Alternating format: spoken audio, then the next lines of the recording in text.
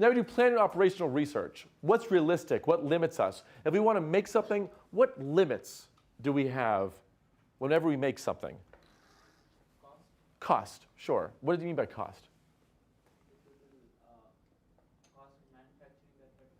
The cost of manufacturing. What about software? Does it cost anything to manufacture software? Yes. What does it cost? For the, well, yes, let's call that the design development portion. But how about the manufacturing of it? Because if I manufacture a toothbrush, I've designed, developed it, and now I can have machines that are stamping out toothbrushes and putting bristles and all that stuff. How about software? Any cost to software? A lot less. There is a cost, though, because I got to pay somebody to host it and somebody to, every time you download software, it costs a little bit of money. That begins to add up. So yes, absolutely, yes. So there are costs involved that can limit us. What else? Time. Time. What kind of time? You're in basically any stage, you have a certain amount of time to get this done. So you've got deadlines to meet. Plus, if you're paying people to work for you, the longer they're working on it, the more that translates into money they have. Yes. So there are lots of costs involved, and lots of time costs involved. So the time it takes for something to be executed upon, and the time we have to execute it. In classes, you're often limited by time. If you had an infinite amount of time, you could learn the material much more easily, probably. What else are we limited by? Finite amount of raw materials. Materials, right.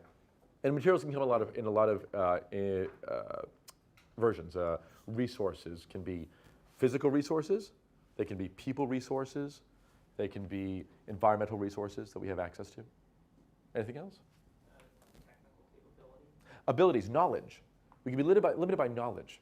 So we have a team, a brilliant team. You are all brilliant people. Who here knows the process of opening a restaurant that's successful? Okay, so right now we're limited by a certain level of knowledge if we all decided to open a successful restaurant tomorrow.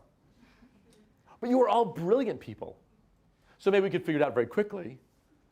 Maybe not. Maybe we'd find someone who's already opened a successful restaurant to let us know all the things we should know and short circuit that amount of failure time that we have.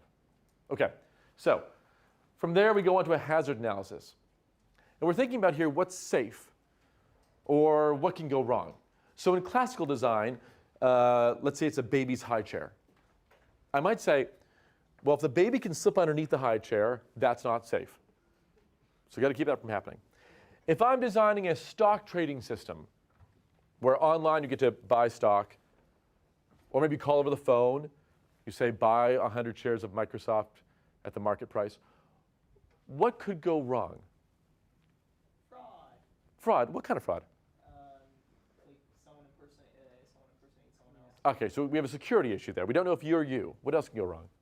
In terms of how you design the website or whatever else, the interface, if it's really easy to make mistakes, say an extra zero somewhere. Yes. What if I put a number in and I don't put the dots and I have 2 zeros? It's a little more than a rounding error. In fact, a friend of mine just made a piece of software where you can walk into a restaurant, and if they have the software running, you can walk in to say, I'm here at the restaurant, and then when you want to leave, if a bunch of you are all eating together, so we're all eating, and we want to split the bill differently, and he ordered something, the very expensive caviar, and she ordered the very expensive champagne, and she ordered the very inexpensive fries, and she ordered the somewhat moderately expensive chicken, and I didn't order anything. Well, we want to split the bill somehow. Well, they make it very easy to do it. But they were just testing it in real life. And for a server, the server came over and said, let me see how to do this. And he said, sure, let me show you. And the server entered in the numbers for how much we had. But it came out to a huge number. Much more expensive, 100 times more expensive. Because servers on these point of sale systems that they press in, they don't enter the decimal point. Because it's faster just type in the numbers and enter 2 zeros. So his system required that you enter a decimal point. And he realized, oh, got to change that behavior. So what can go wrong, we think about in this hazard analysis, which is lots of things. And so when you're designing something, you want to think of what can go wrong. In software, we have bugs. bugs can go wrong, and we try to mitigate for that. In physical design, it can be unsafe. Someone's hand can be caught in something. It can pinch their hand. It can cause injury. From that, we do a specifications phase to really sit down and say, okay, what is required?